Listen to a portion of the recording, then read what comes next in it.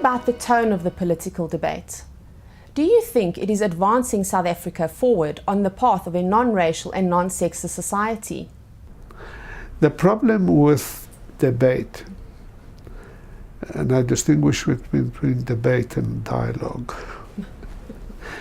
I prefer dialogue. Yes.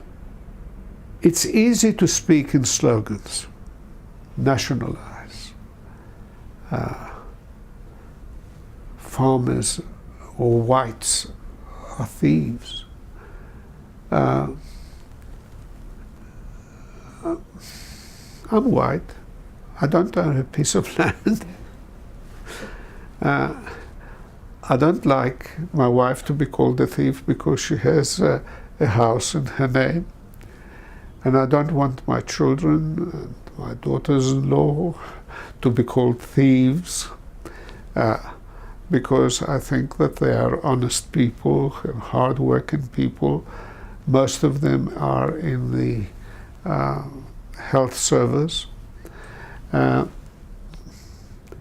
making a contribution, working hard, and these generalizations, white people this, black people that, is not a dialogue.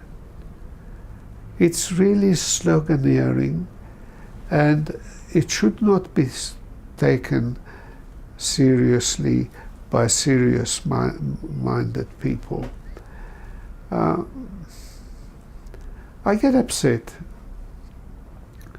with the lack of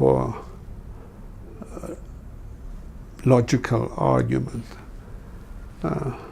against the courts, against the 9 bodies that are there for the protection of the rights of the people, like the Human Rights Commission, the Public Protector,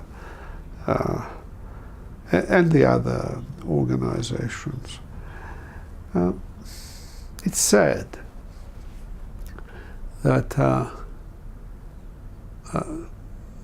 sloganeers are applauded by people who do not really have regard to the true meaning of the slogans and what dangers there are for society as a whole if some of their slogans are adopted.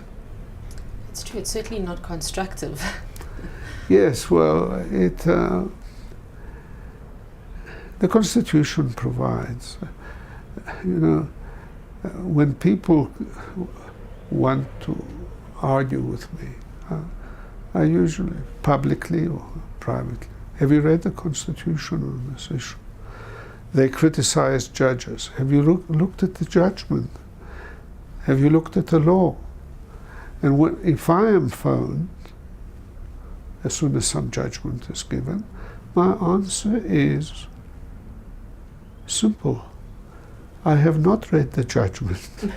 I am not prepared to say without reading it and considering it whether it's correct or incorrect in law.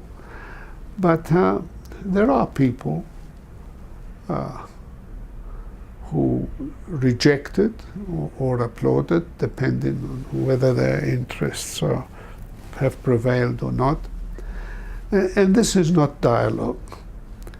I think that we should really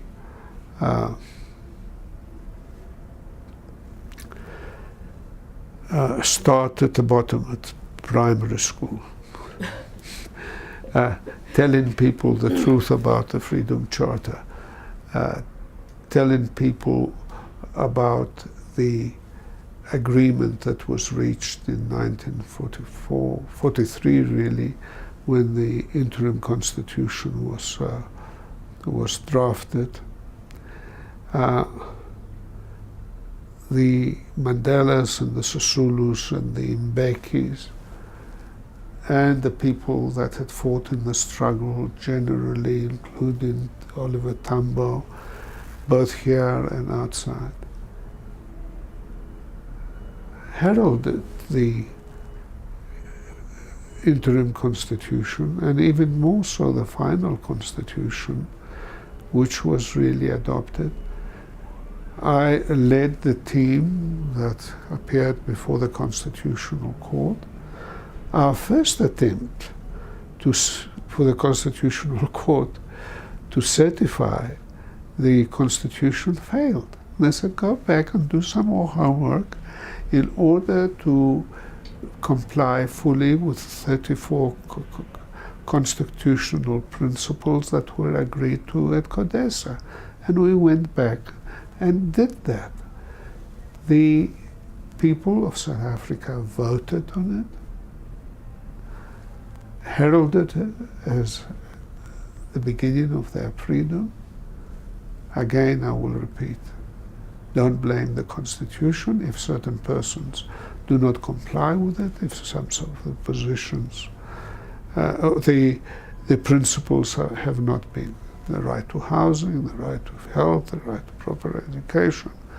All these we have failed substantially in some respects. The answer is not to amend the Constitution, but elect people who will act in the spirit of the Mandelas and Sisulus and Governor Mbeki and Oliver Tambo and thousands upon thousands of others who took part in the struggle, not for their personal benefit, but to their cost. Imprisonment, not seeing their children for dozens of years,